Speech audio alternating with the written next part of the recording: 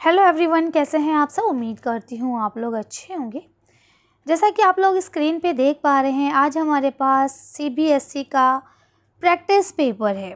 ठीक है, ये प्रैक्टिस पेपर आप लोगों के लिए इसलिए बनाया जा रहा है ताकि आपको एक अंदाज़ा हो सके कि आपके एग्ज़ाम का पैटर्न कैसा रहने वाला है। ये आपके मिड टर्म का 2025-26 का ही आपका प्रैक्टिस पेपर है। सीबीएसई की ऑफिशियल वेबसाइट से डाउनलोड किया गया है।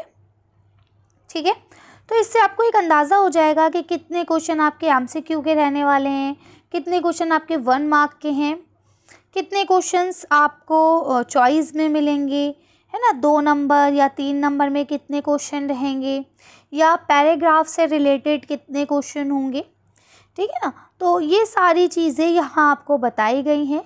इसके थ्रू आपको एक अंदाज़ा हो जाएगा कि आपको अपनी तैयारी किस तरह से करनी है।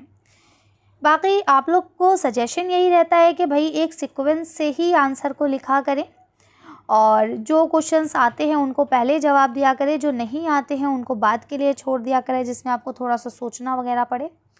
ठीक है, तो इस तरह से ये प्रैक्टिस पेपर था। आप लोग मैं इसे शॉर्ट में बना रही हूँ, तो आप लोग इसे स्क्रॉल कर लेंगे, रोक लेंगे।